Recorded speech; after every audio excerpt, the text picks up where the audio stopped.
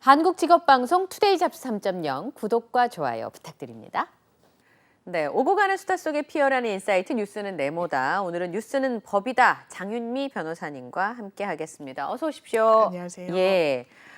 요즘에 그 공동 화장실이나 공용 화장실에 맞습니다. 가면 경고 문구 같은 게 많이 적혀 있고 심지어는 이렇게 뭐 막아놓은 흔적들을 볼 때마다 약간 섬뜩하거든요, 저는. 네. 근데 이번에 주점 내 공용 화장실 변기 옆에다가 바디캠을 설치해서 이거 어떻게 설치를 한 거예요? 그러니까요. 특정 신체 노출 모습을 몰래 촬영한 30대가 징역 6개월의 집행유예 2년 받았대는데 변호사님 집행유예 2년이면 그냥 얌전히만 2년 있으면 되는 거잖아요. 이거 너무 약한 거 아니에요? 그러니까요. 그러니까 집행유예는 사실 실형의 유예도 있고 최근에는 이제 벌금형의 유예도 도입이 됐는데요. 벌금형의 예, 유예도 있습니까? 있습니다. 예. 왜냐하면 한번 말씀드릴 기회도 있었는데 자기가 자력이 없고 돈이 없으면 네. 벌금형을 부과받는 게 너무 부담이 되는 거예요. 그렇죠. 그리고 벌금을 예. 못 내면 하루에 10만 원, 그러니까 10만 원을 하루로 환산을 해가지고 노역을 네. 하게 됩니다. 그럼 실질적으로 구금의 효과를 가져오기 때문에 네. 저 그냥 집행유예, 실형의 집행유예 선고해 주세요, 판사님, 이러신 분들이 있어요. 실제로 제가 재판 대기를 하면서 앞에 선고를 하고 마지막 그 구형을 하고 최후 변론을 하는데 판사님 저한테 벌금형 내려주실 거면 그냥 집행유예 내려주세요라고 읍소를 하고요. 판사가 묻는 경우도 있습니다. 자력이 없어 보이면. 그래서 벌금형의 유예 제도가 생긴 거예요. 왜냐면 아니 이 사람이 단순히 경제적 형편이 나빠서 더 높은 형을 선고하는 게 맞느냐라는 문제의식이 그렇죠. 있었던 거죠. 예. 그렇기 때문에 그런데 집행유예, 흔히 집행유예 하면은 벌금형의 유예는 제도가 도입된 지 얼마 되지 않다 보니까 실형의 유예를 통칭하는 경우들이 많습니다. 그런데 이거는 일단 기본적으로 당장 나에게 가해지는 불이익은 없을 수 있어요. 실형을 구금해서 사는 건 아니니까요. 실형을 유예됐을 뿐이니까요. 네. 근데 이 집행유예 기간, 그러니까 이 남성 같은 경우에는 징역 6월에 집행유예 2년을 받았는데 이 2년의 기간 동안 다른 범죄를 저지르더라도 이게 유예된 형이 살아납니다. 살아나서 징역 6개월 플러스 다른 죄로 저지른 그 죄까지 합쳐져서 처벌을 살아야 돼요? 네. 그래서 집행유예형도 무섭네요. 무서워요. 그것도. 무서워요. 그리고 아예 이제 뭐 집행유예 기간 중에 그 날짜를 맞춰가지고 범죄를 추가로 저지르게 되면 추가 범죄에 대해서는 집행유예 결격이 되기도 합니다. 이 말인즉슨 집행유예 선고 자체가 안 될 수 있어요. 그러면 상당히 불이익한 점이 사실은 계속해서 깔려 있는 것이다. 이렇게 보시면 될 것 같습니다. 그렇긴 합니다만 어쨌든 화장실에다가 바디캠을 설치해서 그걸 촬영해서 어디다 쓰려고 하는 건지 참 납득이 안 되긴 굉장히 해요. 죄질이 안 좋죠. 그쵸. 그런데 징역형의 유예형을 선고하면서 법원에서 판시한 내용이 약간 논란이 있을 수도 있는데 이게 유포되지 않았다는 점을 참작했다라고 썼단 말이에요. 그럼 유포되면 형이 더 무거웠을 유포되면 텐데. 별도의 범죄가 되는 겁니다. 이게 유포를 본인이 해서 그것으로 수익을 얻든 뭐 하든 왜냐하면 더 피해가 확산되는 거니까요. 네. 그런데 이게 적시에 대단히 빠른 시간 안에 압수수색이 단행이 됐던 걸로 보여요. 본인의 의지와는 무관하게 그 사람이 처했던 그 상황이 이걸 유포할 수 없게 된 것인데 그거를 설시로 넣게 되면 사실 피해자들은 아마 피해를 당한지도 모를 분들이 많으실 거예요. 그렇겠네요. 진짜. 왜냐하면 그 화장실이 어떤 화장실인지 그리고 주점 화장실이기 때문에 거기를 매일같이 드나드는 그런 그렇죠. 사무공간이나 주거공간은 또 아니지 않습니까? 네네. 그러면 한 번 이례적으로 내가 들렀었는데 그 해당 지역에 지금 원주에 한 주점이라는데 원주의 주점이면 얼마나 많겠어요. 그렇죠. 그러니까 그리고 공용 화장실에 설치했기 때문에 남녀 가리지 않고 피해자가 됐거든요. 네. 상당히 죄질이 좋지 않기 때문에 이 집행유예형을 선고한 데 대해서 검찰이 항소했습니다. 그러면 이후에는 좀 1심 판결에 불복해서 항소를 했다고 하니까 또 2심에 대해서도 좀 살펴보도록 하겠습니다. 오늘 뉴스는 법이다는요. 지금 거의 언론을 도배하고 있는 사회면의 탑 기사가 아닐까 싶은데요. 남현희 씨, 전 펜싱 국가대표잖아요. 진짜 대단한 운동선수인데 재혼 상대였던 전청조 씨에 대해서 사기 혐의로 출국 금지 조처가 내려졌습니다. 그런데 과거 행적이 제가 아까 소개하면서 미스테리라고 말씀을 드렸던 게 이게 가능한가? 그리고 그럼 그 다음은 어떻게 되는지가 상상조차 되지 않은 일들이 벌어지고 있습니다. 근데 이제 가십들은 좀 뒤로 하고요. 자세한 내용들을 좀 살펴보도록 하겠습니다. 우선은 전청조 씨에 대해서 경찰이 출국 금지 조치를 내렸거든요.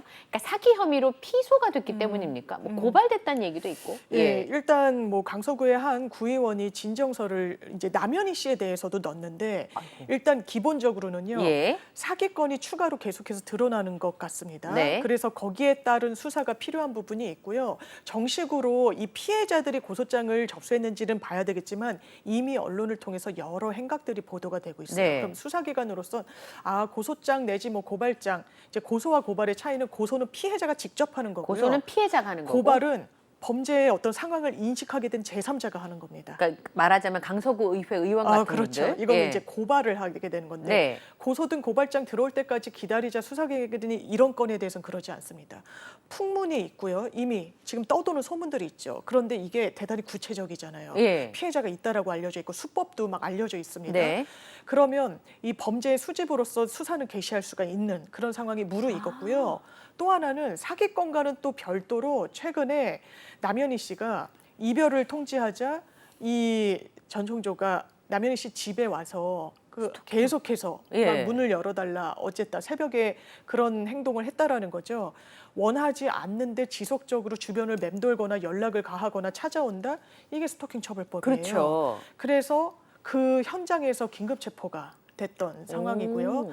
이제 재범을 하지 않겠다, 내가 뭐 이행하겠다라고 해서 영장을 그 단건으로는 신청하지 않고 풀어줬는데 일단 그것도 입건이 구체적으로 된 겁니다. 입건이 됐다는 건 수사를 한다는 뜻이에요. 입건이 변호사님. 됐다는 건 정확하게 사건 번호가 부여되고 피의자의 어떤 성격으로 전환이 되고 단순히 그냥 참고인인가 뭐 이런 성격이 아니라요. 범죄의 혐의를 받는 사람으로 수사기관이 들여다보고 조사를 한다라는 의미입니다. 그러면 스토킹 혐의도 지금 입건이 된 거고 그렇죠. 사기 사건도 지금 그렇죠. 두 건이나 접수가 된 건데 그렇습니다. 사기 사건은 좀 특이하게 처리하네요. 구체적으로 풍문이 있고 얘기가 있으면 할 수도 수사기관에서 있죠. 적극적으로 수사를 예. 할 수 있다는 그런데 거잖아요. 보통의 사기 사건은 고소장이 그렇죠. 접수돼야 하지만 이 건은 여러 좀 의문점들이 있고 불특정 다수가 당했을 가능성도 상당히 높아요. 높아서 수사기관이 일단 출국금지 조치를 내린 상황입니다. 제가 보니까 경찰이 이제 병합한다 그러는데 변호사님 다 모아서 수사를 맞습니다. 한다는 거잖아요. 현재까지 알려진 너무 놀랍기도 한데 현재까지 알려진 사기 미수 행위들도 많이 있죠. 맞습니다. 정리를 좀 해봐주세요. 너무 많아서 헷갈려요, 진짜. 너무 일단 유형이 많은데요. 지금 말씀 주신 것처럼 하나는 이 피해자에게 접근을 해서는요. 대출 앱을 사용하도록 합니다. 그런데 본인이 직접 대출을 일으킬 수 있는 여건은 안 됐던 것 같아요. 전청조가. 네. 그러니까 상대방한테 이 돈을 나한테 조금만 투자하면 이리저리 큰 수익을 돈을 만들 수 만들어주겠다. 있는데 예. 그런 부분으로 현혹을 했던 것으로 보입니다. 중개 플랫폼을 깔게 해서는요. 신용도 조회, 금리 조회, 그리고 대출을 유도시키게 한 거예요. 그 사람은 아마 대출을 일으켜서 전청조한테 돈까지 교부하진 않았던 것 같습니다. 그 얘기만 들었고 네. 고민을 하다가 투자를 하진 않은 거예요. 왜냐면 사기 미수 혐의도 고소장에 넣은 것으로 보이거든요. 사기도 미수가 있군요. 사기는 미수죄도 처벌을 합니다. 그러면 미수죄는 어느 정도 수준일 때 처벌을 하느냐? 기본적으로는 행위의 착수에는 있어야 돼요. 그렇지만 결과물을 도출하지 못했다. 이런 상황입니다. 앱을 깔았으니까 착수했네. 뭐 이를테면 그런 거죠. 네. 그래서 이 돈을 정말 손에 넣기 직전에 이 범죄가 좌절된 이런 경우들이고요. 네. 그 해당 피해자한테는요, 실제로 그 부분으로는 돈을 당장 얻지 못했지만 다른 앱 투자 운운하면서 이 투자에 굉장히 좀 좋은 그 투자처가 있다라는 취지로 2천만 원을 가로챈 거는 또 추가로 혐의 사실에 포함이 돼 있습니다. 사기라는 게 이런저런 명목으로 투자를 하라든지 좀 빌려달라고 하고 안 갚는 거잖아요. 그렇습니다. 근데 이전에 보니까 남성으로 행세하면서도 맞아요. 사기를 벌이고 여성 행세를 하면서도 사기를 맞습니다. 벌였더군요. 이게 거의 스위치를 껐다 켰다 누르듯이 본인이 필요할 때는 여성으로 행세를 하고. 그렇습니다. 여성이죠, 참 죄송해요. 그리고 범행에 이 여성의 정체성이 아주 유효한 상황. 어떤 지금 제보들이 잇따르고 있냐면요. 데이팅 앱을 이용합니다. 이게 여러 차례 걸렸어요. 2018년, 19년, 2020년도 한 번이 마찬가지인데 아니네요. 여러 차례입니다. 그런데 남성을 물색을 해요. 이제 네. 교제를 합니다. 여성과 남성으로 만나서 교제를 하는 거예요. 어느 정도 이제 남녀로서의 교제 기간이 길어지면서 그런 이야기를 꺼냅니다. 나 임신했다라고 이야기를 해요. 그러면 임신 초기에는 그걸 객관적으로 확인할 수 있는 방도가 사실상은 없습니다. 그렇죠. 임신 테스트기를 보여주지 않는 이상. 그렇죠. 그리고 교제를 했고 어쨌든 성적인 접촉이 있으면 임신했다라고 하면 그 말을 믿죠. 대부분의 남성 같은 경우에는. 그러면 우리 이제 결혼해야지. 살지 말아봐야지. 이런 식으로 돈을 빼는 수법이에요. 그렇죠. 그중에 한 건 같은 경우에는 그 당시에 범행을 하던 전총조의 녹취가 남아있는 건이 있습니다. 그 보도된 것 같아요. 네, 2020년도 건인데요. 네. 이 남자 피해자가 완전 사색이 된 거예요. 아니 지금 우리 애가 생겼다라고 하고 결혼해야 되는데 당장 살 집은 없고 예. 그러니까 전총조가 시킵니다. 돈 지금 빌려와라 친구들에게. 그래서 문자를 보내고 통화를 하고 이러는데 정작 그 남자분에게 전화를 하거나 문자를 하면 연락이 두절되는 거예요. 그래서 그 친구가 전화를 걸었는데 그 남성 대신 그 당시에 전총조가 전화를 받은 그 음성이 있는데요. 지금 왜 그러냐? 어떤 예. 상황이냐라고 물으면 우리가 사고 쳤다. 그런데 우리는 지금 내가 아는 사람이 은행장에 뭐 어떤 고위직이고 해서 대출은 쉽게 일어날 수 있고 우리 앞으로 그러니까 예절 교육 얘기를 계속 많이 하는데요. 그 예절 교육 학원이 있습니까? 저는 처음 들어봤거든요. 저 처음 들었습니다. 예. 예절 교육 학원을 내가 그 사업으로 운영하려고 하는 거고 그래 지금 당장 살 집이 없고 사고 친 건 맞으니까 돈을 빌리라고 내가 했다. 그럼 남자 그 내 친구 어디 있어요? 내가 전화 받는데 뭐 무슨 문제냐는 취지로 또 응대를 하면서요. 굉장히 깜쪽같이 이야기를 하는데 임신을 했던 거는 사실이 아니었던 걸로 보이기는 합니다. 거짓말을 한 네. 거군요. 그리고 또 본인이 필요하면 자기가 남성이라고 이야기를 하죠. 이건 판결문에 나오는 사실이에요. 피해자가 구체적으로 어떤 피해를 당했는지 모르겠지만 피해자에게 마치 본인이 남성인 것처럼 접근했다라는 표현이 나옵니다. 그런데 그 법원의 판결문을 보면 여성이라고 나와요. 그런데 뭐 물론 그럴 수는 있습니다. 이 성별 전환 수술을 성전환 수술을 받아도 우리나라에서 호적을 잘 바꿔주지 않는 경우가 있죠. 이 어떤 그렇습니까? 생물학적으로는 이제 남성이 여성으로 내지는 여성이 남성으로 바뀌었다고 하더라도 또?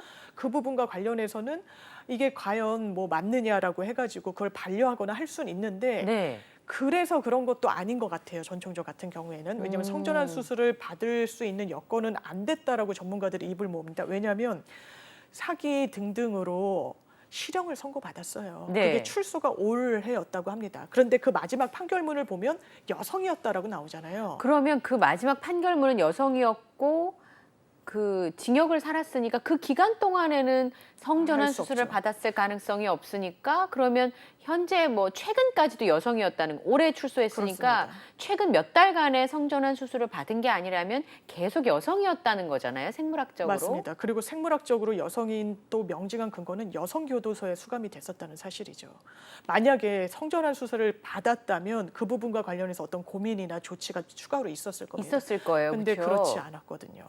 그러면 그 기간이나 판결문이 나온 그 시점, 출소된 상황 종합해 보면 어쨌든 성별을 바꿨다고 보기는 어려운데 이런 행태를 좀 계속했다는 게 놀라움을 주고 있습니다.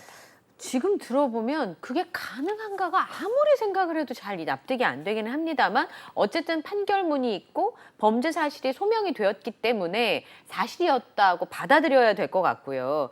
근데 이 전청조의 사기가 먹힐 수 있었던 게 나는 뭐 재벌 3세다, 뭐 그러니까 재벌의 혼외자다, 그리고 막 비싼 거 사주고 돈을 펑펑 쓰니까 사람들이 거기에 마음을 뺏겼던 것 같거든요. 근데 보통 범죄자들이 다른 사기 사건의 녹취록 같은 것도 들어보면 굉장히 나지막한 소리 너무 아무렇지도 않게 이렇게 얘기해요. 뭐 내가 아는 누가 있는데 뭐 이렇게 될 수 있어. 그리고 그건 아무것도 아니야. 이렇게 얘기하니까 저한테는 굉장히 어려운 일인데 그 사람한테는 되게 당연한 일인 것처럼 느껴지니까 이 사람이 대단한 사람인가 보다 이렇게 그 사람의 집이나 신분을 속이는 수법 항상 있는 것 같아요. 거의 대부분에 있습니다. 저희가 아무래도 사기 건수가 높고요. 형사사건에서 사기로 고소가 되는 비율이 워낙에 높다 보니까 네. 이 사기 수법 전형적인 거는요. 저는 의뢰인분들한테 미리 이제 사고가 터져서 오기도 오시는 하고 거잖아요. 또 사기 피해자들도 많이 오기도 하시죠. 사기 진짜 많잖아요. 그런데 이 사기 피해자들도 만나보면 본인도 확신을 갖고 있는 경우가 많아요. 이게 되게 허황되고 되지 않는데 정말 이게 될 거라고 믿는 거예요. 그러니까 속았겠죠, 그렇죠? 속기도 하고 본인이 남의 돈을 편취할 때도 그런 사고방식을 가진 사람들이 의외로 많습니다. 본인도 어떻게 보면 본인이 본인을 속이는 느낌이랄까요? 그 진정한 사기들 거짓말 테스트기 해도 안 나온다는 게 걸린다면서요. 아마 그런 왜냐하면 이유일 그 겁니다. 거짓말을 본인이 확신하고 있기 네. 때문에. 그런데 쉽게 버는 돈은 나중에 보면 쉽게 나가기도 하지만 쉽게 버는 돈이라는 개념 자체를 머릿속에서 지우시는 게 좋을 것 같아요. 그런 돈은 없습니다. 없어요. 불로소득이란 건 그러니까 건물주 하지만 건물주들도 사건 해보면요. 아주 속이 문드러지는 경우가 많습니다. 임차인 그러니까요. 드리는 것도 쉽지 않고요. 그럼요. 뭐. 그리고 그 건물을 사는 동안에도 본인이 노력이 있었을 거 아니겠습니까? 그리고 또 나가니 안 나가니 안 나가면 안 나가는 대로 이 공실이 그렇죠. 생기고 또 사람이 되면은 또 장사가 잘 돼서 안 나간다고 하면 또 소송하고 어쨌든 그런 경우가 많기 때문에 누군가 나에게 접근해서 돈을 쉽게 벌 수 있다라고 이야기한다. 넘어가면 안 되다. 이거는 거의 100% 사기라고 보면 돼요. 네. 이거 제한된 정보다. 이거 우리끼리만 아는 거다. 그리고 자기 자신의 신분을 속이는 경우도 있지만요. 내가 아는 누군가라는 가공의 인물을 내세우는 경우도 상당히 그게 많습니다. 제일 많은 것 같아요. 이를테면 주식의 고수가 있다. 이거 진짜 알려진 사람도 아니고 어쩌고 저쩌고. 아. 그런데 정말 당신한테만 나한테 그리고 그 전에 아주 믿을 만한 또 투자를 하거든요. 오히려 가해자가. 그렇죠. 그렇죠. 나 돈을 정말, 딱 주고. 돈이 있는 것처럼 그리고 뭔가 뒷배가 있는 것처럼 그렇죠. 믿음을 주거든요. 사람들이 바보가 아니기 때문에 그렇게 한 번에 속아 넘어가지 않아요. 그럴싸하니까 그게 내 가족이, 나 자신이, 내 이웃이 바로 속아 넘어갈 수 있는 것이거든요.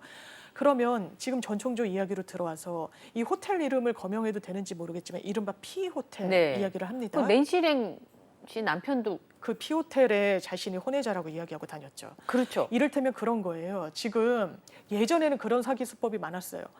나 아무개 대통령 혼외자다. 많았죠. 많았죠. 실제로 속아 넘어가는 사람 그리고 많았죠. 국가 권력이란 게 워낙에 어마무시했기 때문에 그러니까요. 대통령 중심제 국가니까. 확인해볼 엄두도 못 냈죠. 내지는 나 국정원 직원인데 맞아. 그것도 네. 많았어요. 근데 지금은 그런 부류가 좀 지났다면 이제 재계 쪽으로 옮겨 붙은 거예요. 그런데 내가 삼성가 혼외자다?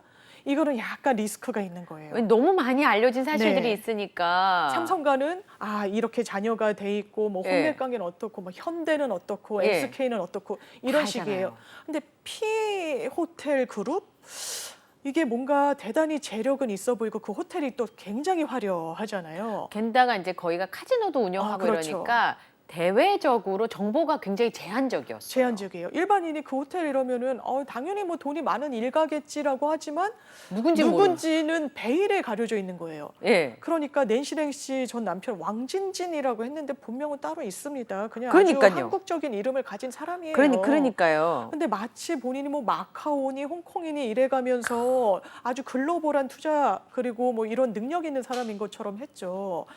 완전히 날조된 거짓말이었습니다. 그때도 그 피해 호텔을 팔았어요. 총조 마찬가지였습니다. 재벌 혼외자라고 이야기를 하고 있고 또 최근에는 이 라디오 인터뷰에서 한 걸 보면은 거기에 또 다른 뭔가 이제 지적으로 문제가 있는 자녀가 있어서 그 사람으로부터 무슨 성전환에 도움을 받았다는 식으로 얘기를 하죠. 무슨 고안 의식을 받았니 이런 예. 얼토당토하는 이야기를 하고 다니고요. 또 50조가 찍힌 통장을 맞아요. 이웃들에게 보여줬다라는 거예요. 예. 그래서 제가 찾아봤습니다. 이재용 삼성전자 회장이 얼마를 주식으로 보유하고 있나? 네. 10조 정도예요. 그럼 전청조는 그걸 이재용 넘는. 부회장의 5배를 현금을 갖고 그걸 있다는 현금으로 거예요? 갖고 있다는 거죠. 근데 누가 그 말 하더라고요. 50조를 보여주면서 내가 이런 정도 사람이야. 내가 너 돈 하나 못 갚겠어? 야, 너가 나한테 3천 투자하면 이거 30억, 50억, 100억으로 내가 돌려줄 수 있는 사람이야. 라고 이야기를 한 거죠.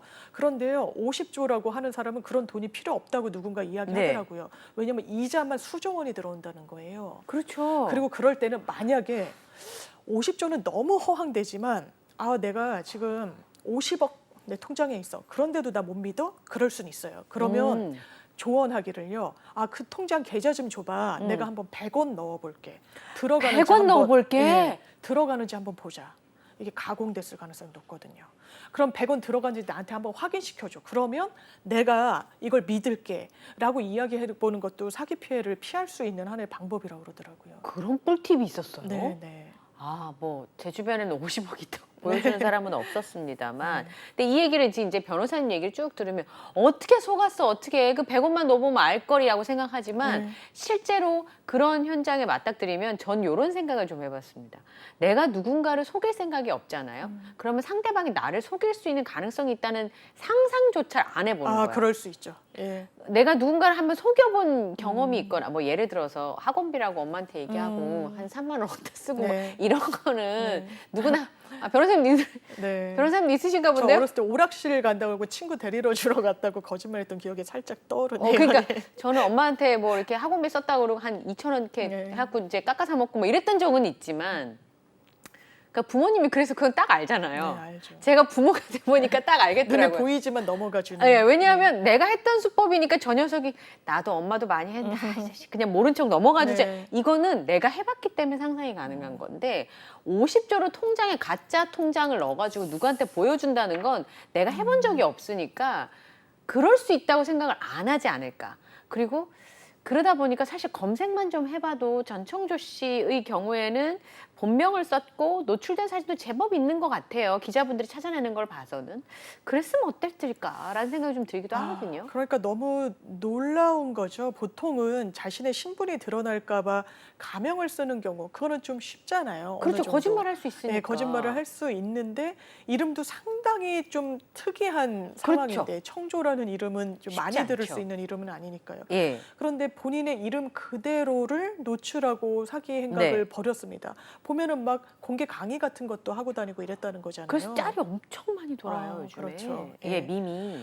그러니까 너무 놀라운 게 사실 이 사건이 좀 촉발된 거는 남현희 씨가 여성지와 인터뷰를 하는 거. 그러니까 만약 그게 안 했다면 남현희 씨랑 그 주변 분들이 굉장히 심하게 다쳤을 수도 있겠다 그럴 수 싶더라고요. 있죠. 왜냐하면 지금 친인척들이 사기를 당했다라고 라고 지금 이야기를 얘기하고 하고 있으니까. 남현희 씨 같은 경우는 이번 주 안에는 고소장을 집어넣겠다라고 네. 지금 엄포를 놓고 있는 상황인데 네.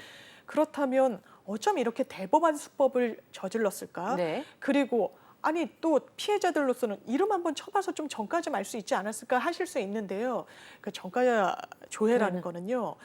굉장히 이건 민감 정보 중에서도 민감 정보입니다. 그렇죠. 이거를 유포하는 것 자체도 명예훼손에 해당해요. 그래서 저희가 공식적인 기록으로 제일 많이 보는 경우는 형사 피고인 기록에서 왜냐하면 동정 정가가 있는지 이종 정가라도 이게 뭐 혹시 누범 기간인지 집행유예 결격인지를 알려면 이 정가 조회가 반드시 필요하거든요. 그러니까 기록이 제일 마지막에 붙여놓습니다. 수사를 언제 무슨 혐의로 받았었는지는 그렇죠. 그냥 무혐의로 끝나면 그거는 남아 있지 않고요. 네. 최소한 이제 벌금 이상형 받았을 받았으면은 아니면은 계속 수사 중이어서 지명 수배가 떨어진 것도 다 그 기록에는 편철이 돼서 남아 있어요. 그러면 그렇지 않고서 남현희 씨로서는 이 사람의 전과까지 그리고 실형을 살았다는 그 이력까지 알 수는 좀 없었을 수 것이다. 있습니다. 예. 예.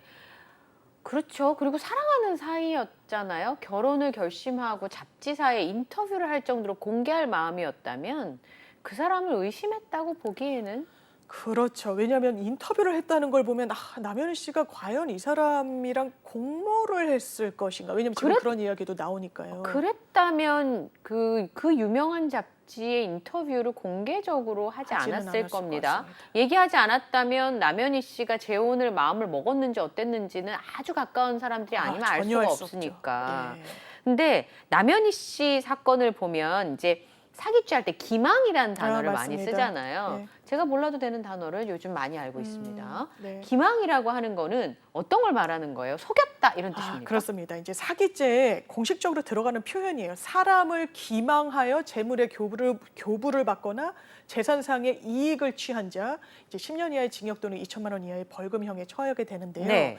기망이란 표현은 약간 일본식 조어라고 해서 이 부분에 대한 문제 제기는 있는데 제가 이제 변호인 의견서를 쓸 때 뭐 저희를 기망하여라고 했더니 저희 의뢰인분이 변호사님 오타 있어요. 왜냐면 이제 내기 전에 네, 항상 네. 컨펌을 받거든요. 기망이라고 잘못 쓰셨어요. 그렇죠. 그렇게 생각하실 그렇게 수 당연히 있네요. 생각하실 수 예. 있을 것 같아서 기망이 이제 법조문에 나오는 표현입니다라고 했는데 기망은 말 그대로 사람을 속여서 이게 망상 같은 거 할 때 망자잖아요. 어떤 착오에 빠뜨린다는 겁니다. 사기죄의 요건은요. 사고에 네, 일단 속이는 행위, 그게 네. 언행이 되겠죠. 예. 그다음에 상대방이 차고에 빠뜨린 이후에 금전교부나 재산상 이득을 주는 행위로까지 이어져야 그 일련의 사기 행위가 딱 마침표가 찍히는 거예요. 그런데 저희가 사기 고소건은 많은데요. 이게 이런 대여 사기, 이른바 내가 얘 돈 2천 빌려줬는데 네. 지금 떼먹었다, 이런 경우 상당히 많거든요. 네. 이거 사기죄로 되는 비율이 상당히 떨어집니다. 어. 왜냐하면요, 기본적으로 이 돈이 가는 시점, 나한테 이 돈 주면 내가 불려줄게, 내지는 한 달 안에 갚아줄게라고 이야기하던 그 시점에 얘가 속일 의사가 정확하게 있었는지 객관적으로 증빙이 돼야 되고요. 전혀 갚을 수 없고 이 돈을 돌려줄 수 없는 상황이었다는 게 객관적으로 돼야 됩니다. 인식의 내지는 상황의 이 불가능성이 입증돼야지만 사기 기소가 되고 또 처벌까지 받는 거예요. 이런 경우가 일반 대출 사기에서는 상당히 또 어려운 부분이 있어서요. 그러니까 뭐 이렇더라고요. 돈을 3천만 원 빌렸어요. 뭐 몇 번은 이자를 줍니다. 그러다 갑자기 사라져요. 네. 그래도 사기죄로 뭐 하기가 처벌하기가 어렵다면서요. 몇 번 갚았는데 내가 어려워져서 네. 갚다 그렇게 됐어라고 하면 법원에서 처벌하기가 어렵다 하더라고요. 왜냐하면 빠져나가는 가장 유효한 이게 전략이라면 전략이에요. 네. 이게 내가 돈을 받을 당시에 갚을 수 있는 능력이 없어야 이제가 성립하기 때문에 네. 내가 이 돈 빌려갈 때는, 이 돈 투자로 받아갈 때는 가능성이 있었어. 네. 그런데 사후 사정이 나빠져서 네. 나중에 내가 이 돈을 못 돌려주게 된 사정이 있어 네. 라고 이야기하면 빠져나가는 거죠. 네. 그 시점에 기망할 의사가 없었다고 보는 거니까요. 근데 이런 부분에 있어서 그 남현희 씨의 입장에서 생각해 보면 전청조 씨가 굉장히 고급 주택이죠. 거기 진짜 저 들어가 본 적도 없는데. 저는 왜냐면- 거의 겉에만 왔다 갔다 해봤어요. 왜냐하면 제 주변 지인에 거기 살만한 사람이 아무도 없거든요. 없습니다. 그러니까 가볼 일이 없는 거예요. 변호사님하고 저하고. 그러니까 그런 고급 주택에 살고 있고 한 달에 2천만 원이래요. 월세가. 심지어 경호원 있고요. 네. 그리고 남현희 전 선수에게 우리나라에 진짜 몇 대 안 되는 자동차라던데 그렇더라고요. 그게 네. 명품 가방을 수시로 선물하고 돈이 어디서 났을까요? 아마 사기 범죄로 편취한 금액을 쓰지 딴 않았을까. 사람한테 사기친 금액을. 그렇습니다. 왜냐하면 씀씀이가 보통을 넘죠. 이제 남현희 씨 주장에 따르면 본인은 뭐 명품을 잘 알지도 못하고 그랬는데 그렇게 했다는 거예요. 이 명품도 사실 사기의 하나의 좀 점으로 느껴지는 부분이 있는데요. 어. 우리 같이 사업을 해야 된다. 예. 예절교육 이러잖아요. 그런데 남현희 씨가 이제 강남에서 펜싱 학원을 운영을 하고 있다 보니까 아마 좀 부유한 학부모들을 접촉할 기회가 많다라고 생각한 그렇죠. 것 같아요. 그리고 너가 우리 사업에 얼굴로 나서야 될 텐데 그러면 옷을 이렇게 입어선 되겠니? 그렇지. 명품을 입어야 그럼 그 상대방이 딱 알아본다. 네. 이런 명목으로 물론 감언이소를 속인 예, 거죠. 옷을 사다 주고 본인이 안 따라가면은 체구가 비슷하다는 거예요. 그럼 예. 자기에 맞춰서 사왔는지 모르겠지만 그렇게 갖다 주고 가방 같은 것을 지속적으로 선물하고 그리고 말씀하신 대로 이 무슨 스포츠카 그 SUV던데 그건 3억이 SUV 였어요? 3억이 넘는다고 하더라고요. 그 요즘에 그렇게 명품 외제차가 흔해도 그 차는 그렇게 많지 저는 않다 하더라고요. 길에서도 잘 본 적은 없는 것 같습니다. 저는 사진으로 봤어요. 예, 저는 사진으로 봐서 이런 예. 차종이 이런 있구나. 차구나. 예. 라고 생각했고 그리고 이 산다는 잠실의 주상복합 이게 정확하게는 아파트가 아니라고 하더라고요. 법적으로는 오피스텔로 등록이 된 그래요? 공간이라고 합니다. 그래서 실제로는 장기로 사시는 뭐 실소유하고 사시는 분들도 계시겠지만 굉장히 단기 임대가 많이 나가는 곳이래요. 그래요? 예, 외국인들이 잠깐 잠깐 잡아놓고 왔다가. 살기도 하고 예. 그리고 기본적으로 이제 바닥 난방이 또 안 된다. 온돌이 있어야죠. 또 예. 창문이 제대로 안 열린다. 그리고 관리비가 일단 너무 비싸다. 월세 2천만 원이면 라고 해서 인스타용 주거지라는 얘기도 이야기도 있어요. 합니다. 아마 그런 부분을 전청조가 좀 노린 것 같고 그렇다고 하더라도 상당히 고가예요. 보증금을 한 3억을 내더라도 월 2천은 줘야 들어가서 살 수 있는 곳이라고 하니까요. 그런 걸 보면은 이게 왜냐면 또 경호원들한테는 뭐 1,500원, 500만 원씩 한 달에 월급을 줬니 뭐 이런 이야기도 나오거든요. 네. 뭐 실제로는 뭐 7, 800을 줬다 이러지만 7, 800도 적은 돈이 아닙니다. 그럼요. 그걸 한 3, 4명을 상시 고용하고 다녔던 걸로 보이거든요. 세상에. 그러면 남현이 말대로 한 1년만 그렇게 산다고 하더라도 한 5에서 6억 정도가 들었을 텐데 차만 사는데도 3억이 갔으니까요. 이 돈은 아마 출처는 자기가 고생해서 번 돈은 당연히 아닐 거고요. 그럼 저렇게 못 써요. 누군가로부터 편취한 사기 행각으로 받아낸 돈일 가능성이 매우 농후한 거죠. 근데 투자금을 돌려달라고 하는 피해자들한테 남현희 씨한테 달라고 하면 된다고 말했다고 하는데요. 그 강서구 구의회 의원도 남현희 씨도 수사를 해야 된다라는 입장인 거잖아요. 그렇습니다. 그러면 남현희 씨가 수사를 받을 가능성, 그다음에 혹시라도 처벌될 수 있는 가능성들이 있습니까? 지금 현재까지 나온 사실로 봤을 때. 현재 사실관계로 보면 남현희 씨를 공범이라고 보긴 좀 어려운 부분이 네. 있습니다. 공범이라고 할 때는요, 이 판례가 기능적 행위지배라는 표현을 씁니다. 기능적 행위 네, 지배. 그러니까 이를테면 우리 저 집을 털자. 이러면 누군가는 그 집에 들어가겠죠. 네. 누구는 망을 망을 보고, 보고. 누군가는 그 집에 있는 사람 입을 막고 뭐 못 움직이게 한다. 한다든지. 그러면 동일하게 다 판단받는 거예요. 네. 기능적으로 자기들끼리 행위를 딱 나눠가지고 분담하는 상황을 기능적 행위지배라고 그러면 하거든요. 예를 들어서 사람의 입을 막고 사람을 지킨 사람과 밖에서 망본 사람도 처벌의 수는 같습니까? 같은 행위. 같은 죄명인데요. 양형에 있어서 좀 다르게 봅니다. 그런데 그런 판례가 있어요. 성범죄입니다. 같이 공모를 한 거예요. 네. 그래서 남성 2명이었는데 여성 2명을 같이 성범죄 대상으로 타겟화합니다. 접근해요. 한 명은 성범죄를 저질렀어요. 네. 한 명은 여성이 정말 울고 애원하고 제발 하지 말아달라고 해서 하지 않았어요. 안 왔어요. 둘 다 같은 범죄로 처벌했습니다. 이것도 왜냐하면 그 성폭력 특별법상 가중처벌받는 거죠. 이제 2명이 같이 했으니까. 네. 그런데 양형에 있어서는 당연히 차이가 날 수밖에 없습니다. 그렇겠지요. 성폭행을 한 사람과 하지 그렇지만 않은 사람이 판례가 그 정도로 기능적 행위지배의 범주를 좀 넓게 봐요. 어. 남현희 씨 같은 경우에 범죄에 최소한 어떤 행위를 분담했는가라고 지금까지 보이진 않습니다. 다만 이런 부분이 있죠. 외제 고가차를 엄청 자랑한 걸로 보여요. 본인의 SNS에 그 차의 차 키 그리고 다 그 로고를 올렸습니다. 그렇죠. 그럼 사람들은 즉각적으로 그런 생각하죠. 아니 돈만 받고 그걸 자랑할 땐 언제고 지금은 책임에서 회피하겠다고. 그렇지만 법으로 처벌하는 절차는 엄밀합니다.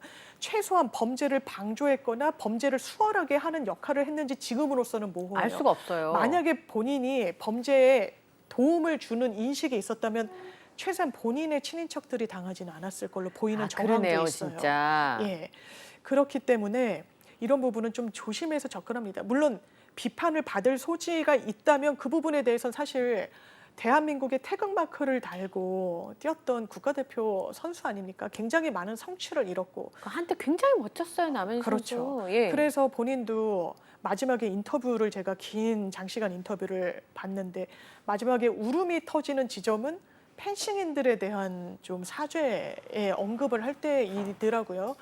그렇지만 잘못한 게 있다면 벌을 받아야겠죠. 지금으로서는 이게 사기의 공범 내지는 방조라고 단정하기는 좀 어려운 것 같습니다. 그럼 끝으로 남현희 씨가 이제 펜싱 아카데미를 운영하고 있지 않았습니까? 근데 지금 운영이 중단된 상태고요. 그리고 이 수강생의 학부모들이 댓글 단 걸 제가 봤는데 아마 전 총조의 사기 타겟은 남현희 씨가 아니라 그 펜싱 학원에 다니는 학생들이었을 거다. 최소 전 국가대표한테 펜싱을 배우게 할 수 있을 정도의 학부모의 재력과 권력이라면 진정한 재벌 3세의 가능성이 있기 때문에 이 사람들을 상대로 사기를 치려고 준비를 하다가 말하자면 이번에 들통이 났다. 이런 취지의 댓글을 제가 본 적이 있거든요. 지금까지 사기 행각을 보면 가능하지 않나. 심지어 남현희 씨한테 접근할 때 일론 머스크랑 펜싱 대결해야 된다고 그랬다면서요. 그러니까요. 합리적 의심이라고 보여지죠. 이 학부모들의 그러니까요. 문제 제기는. 예. 남현희 씨도 같은 맥락의 이야기를 합니다. 내 이름과 내 얼굴이 필요했던 것 같다. 남현희 씨도 하나의 수단이었던 것 같아요. 네. 어떤 수단? 정말 그냥 부유층을 공략하기 위한 수단. 그런데 전 총조가 엄청 머리가 좋은 사람이라고 보이지는 않습니다. 대단히 강교하긴 하지만 치밀하지는 않아요. 그러니까 좀 어설프게 생각한 것 같아요. 남현이 강남에서 펜싱학원을 운영해? 네. 그러면 그 학부모들이 주 고객층이겠네? 그러면 한번 만나봐야겠다. 이 부분이 엄청 치밀하다고 보여지진 않지만 전 총조 수준에서는 그 정도의 뭐랄까요? 계획이랄까요? 이런 예. 부분을 짰을 수는 있을 것 같다는 생각이 충분히 듭니다. 예. 끝으로 사실 우리나라에 예전에 어느 검사님이 쓰신 책 제목 중에 대한민국이 사기공화국이다. 그러니까 이분이 사기 사건을 이제 많이 다루시다 보니까 너무 사기범이 많다는 걸 깨달으셨던 것 같아요. 그러다 보니 다른 나라에선 사기를 굉장히 남의 돈을 뺏는 거랑 똑같은 거니까 중하게 다루는데 우리나라의 경우에는 사기가 남는 장사라는 굉장히 그 비판적인 어조가 있을 정도로 이게 세게 처벌해야 되는 거 아닙니까? 실제로 수치를 보면요. 사기 범행이 상당히 많습니다. 2012년도에 24만 명, 네. 2020년도에 35만 명 이상으로 늘어나요.